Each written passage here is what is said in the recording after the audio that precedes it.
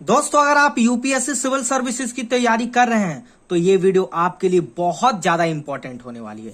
Important इसलिए है कि इस वीडियो में आज आपको पता चलेगा कि आपको हिस्ट्री को, यानी कि यूपीएससी के लिए जो हिस्ट्री जो होता है वो कितना इंपॉर्टेंट होता है यूपीएससी के लिए। क्योंकि अगर आप यूपीएससी की तैयारी करते हैं तो आपको सभी सब्जेक्ट को तो अच्छे से पढ़ना है, लेकिन आपको हिस्ट्री जो कि यूपीएससी प्री और मेंस दोनों के लिए बहुत जो है इंपॉर्टेंट हो जाती है। अगर हम क्या करें, अगर हम यूपीएससी के एग्जाम के पॉइंट ऑफ व्यू से देखें, इसीलिए ये इंपॉर्टेंट हो जाती है। क्योंकि देखिए, अगर यूपीएससी का ऐसा एग्जाम है कि आपको हिस्ट्री से, ओनली फॉर हिस्ट्री की मैं बात कर रहा हूं, कि आपको प्री में जो है 25% क्वेश्चन तो आपको खाली हिस्ट्री के हर साल लगभग इतने से आपको क्वेश्चन देखने को मिलते हैं। 25% क्वेश्चन हिस्ट्री से पूछे जाते हैं। इसका मतलब कि आपने हिस्ट्री पे पकड़ मजबूत बना लिया तो कहीं ना कहीं आपका यूपीएससी में सिलेक्शन होने का चांस बढ़ जाता है, प्लस हो जाता है।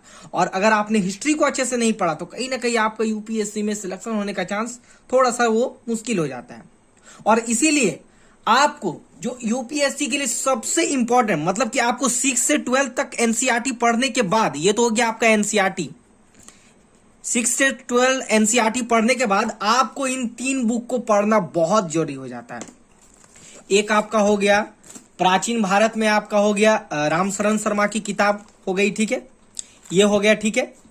एक आपका जो है मध्यकालीन भारत में सतीश चंद्र की किताब हो गई, और एक आधुनिक भारत में आपका स्पेक्ट्रम का हो गया, ठीक है। यानी कि ये 3 बुक आपको एकदम पढ़ना ही पढ़ना है।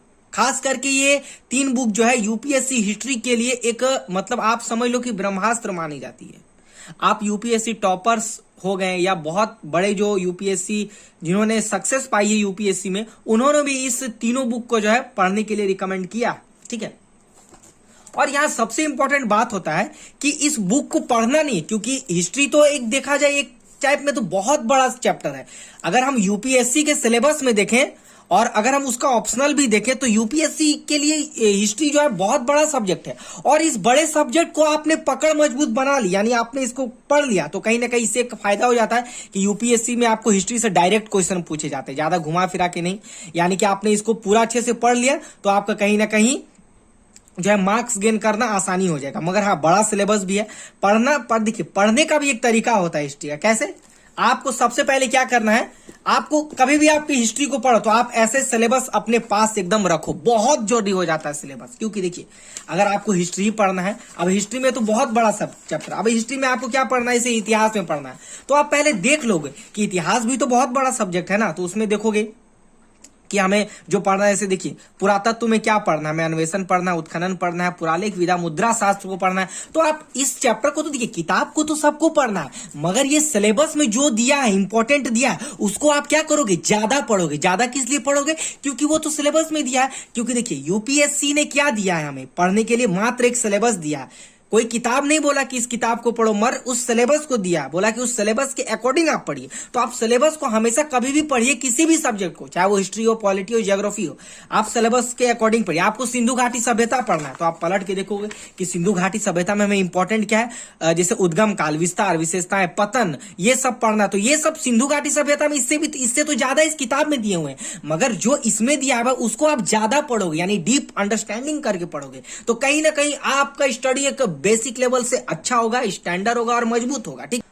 और एक सबसे इंपॉर्टेंट जो आपको करना है, यानी कि हर एक यूपीएससी एस्पिरेंट को करना है, वो होता है कि जब आप हिस्ट्री में सिंधु घाटी को पढ़ो, यानी कि आप सिलेबस के अकॉर्डिंग आपने सिंधु घाटी को पढ़ लिया, ठीक है। अब सिलेबस के अकॉर्डिंग आपने सिंधु घाटी को पढ़ लिया तो सिंधु घाटी के आप क्या करो ना, प्री के जो क्वेश्चन बैंक आते हैं, प्री के जो क्वेश्चन बैंक आते हैं उससे आप क्वेश्चन लगाओ कि मैं सिंधु घाटी जो मैंने पढ़ा सिलेबस के अकॉर्डिंग इन बुक से, तो क्या मैं जो क्वेश्चन बैंक है उसके अकॉर्डिंग में क्वेश्चन को सॉल्व कर पा रहा हूं कि नहीं। अगर आप क्वेश्चन को सॉल्व कर पा रहे तो आपकी स्टडी बहुत बेस्ट है। अगर नहीं हो रहा तो और मेहनत कीजिए, इससे क्या होगा, आपका प्रैक्टिकली आपको पता चलेगा कि मेरा स्टडी अच्छे से हो रहा है या नहीं हो रहा है, ठीक है। ठीक है। और दोस्तों, अगर ये वीडियो आपके लिए हेल्पफुल रही तो आप हमारे चैनल को लाइक, सब्सक्राइब एंड शेयर कर लीजिएगा और अपने फ्रेंड्स में भी इसे शेयर कीजिएगा। और आपको नेक्स्ट यदि चाहिए बुक का रिव्यू तो हमें कमेंट सेक्शन में तो जरूर बताइएगा। दोस्तों, मिलते हैं नेक्स्ट वीडियो में।